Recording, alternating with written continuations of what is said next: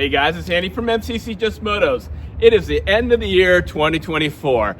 Thank you. It's been an amazing year. I've ridden lots of different motorcycles, all sorts of different cool bikes I've got on. I want to give you my best and worst motorcycles of 2024. Stay with me. Let's talk about them. Welcome to MCC Just Motos.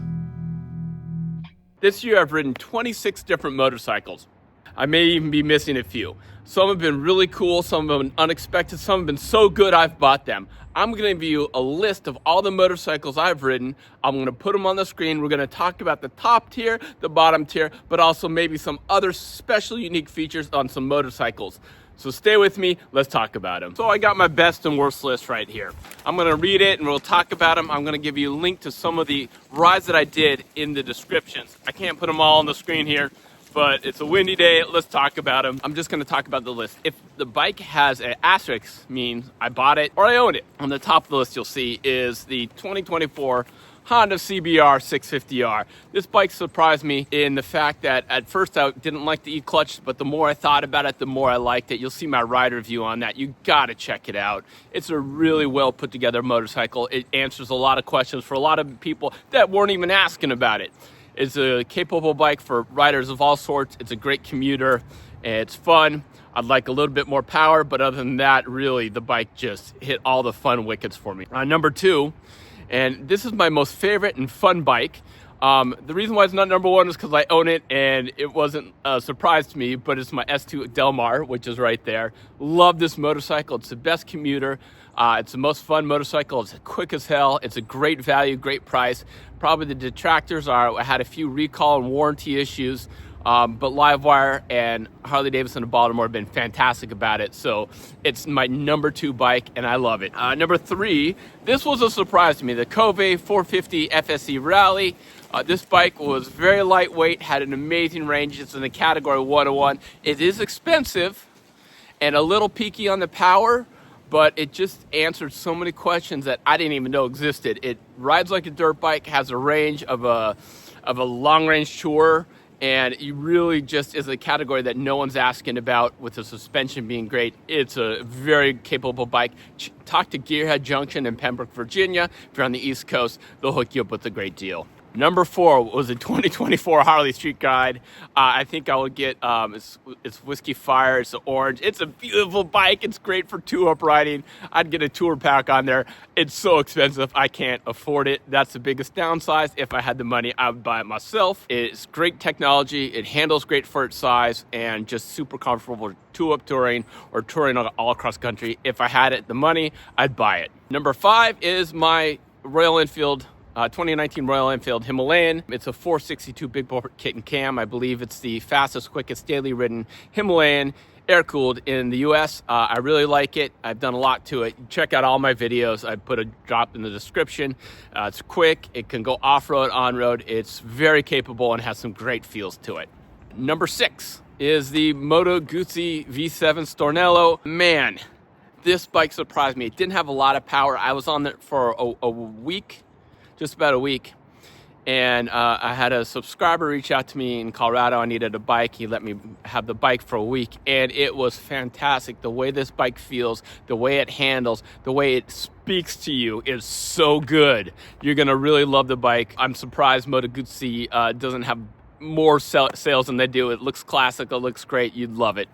If I had the money, I'd probably buy one myself. It fits a unique niche that's really out there. You're gonna see a whole bunch of other ones down, and you can read in my description what I thought about each of the bike. I'm gonna start from the bottom three that I had, but I'll give some caveats to them. So number 23 is a 2007 Royal Enfield Bullet 500 Electra. It's a 500cc unique Austrian built engine. It's a very unique model. I think they built them from 2007 to 2009 or maybe 2010 in the States. It's a 5-speed.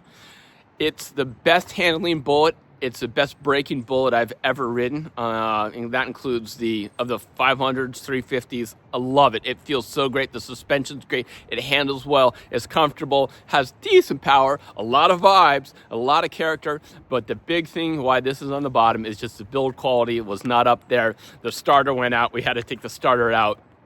and then it ran. But I had to do a lot of work to get it to run and keep it running. Number 25 is another old school bike, a 1981 Suzuki GS850L. Great bike. I bought it from a great person. You'll check out my video buying this one. It has gone to a better place that's going to restore it and do better things with it. I very much like the bike. It's very comfortable. It has some power. It's a shaft drive 850, but it was a little heavy and a little cramped. Ironically, one of my favorite bikes I've ever owned is a 1979 GS1000L. That feels a lot more lively, a lot quicker, great handling. This GS850L didn't quite meet those specifications. And the last bike on my list kind of blow my mind. That is the 2024 Kawasaki Z7 Hybrid. Why is that on the bottom? It has a lot of capabilities, and I'm giving Kawasaki huge kudos for being the first mass-produced hybrid bike out there.